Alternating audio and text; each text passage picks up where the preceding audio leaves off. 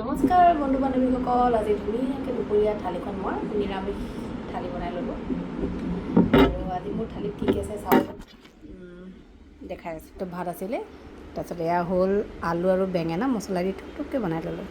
তাৰপিছত এয়া হ'ল পটল ধুনীয়াকৈ ফ্ৰাই কৰি ল'লোঁ। লগত এইটো আছেই জলকীয়া।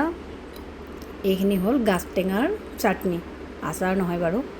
এইখিনি হ'ল বুটৰ চাটনি, এইটো হ'ল অকণ কাজি নেমু, আৰু লগত এয়া দালিখিনিতো আছেই। গতিকে পলম নকৰি খাবলৈ আৰম্ভ কৰোঁ। দালিখিনিতে কি ধুনীয়া হৈছে, মগু মচুৰ দালি হয়। আৰু এয়া হ'ল অকণমান কাটি ল'ব, ঘৰৰ পৰা লৈ আহিছিলোঁ। এইবাৰ বুট জলকীয়া অলপ বেছিকৈ লৈ আহিছোঁ।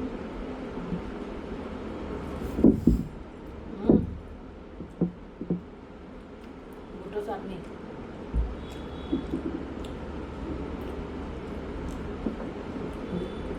কি মজা, এনেকুৱা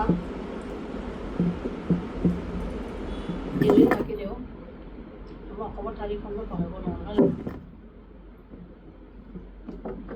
গতিকে মই এনেদৰে খাওঁ। বহুতে ভাবিব বাহিৰত আহিলে বাহিৰৰ মানুহজনে খাব, কিন্তু নহয়, মই একদম নিজৰ ববীয়াকৈ ধুনীয়াকৈ বনাই লওঁ থালিখন, দেখাত ধুনীয়া কৰি পেলাই।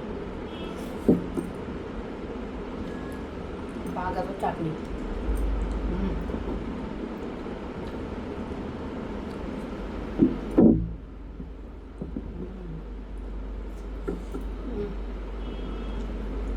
গতিকে মই খাওঁ, আপোনালোকেও খাওক।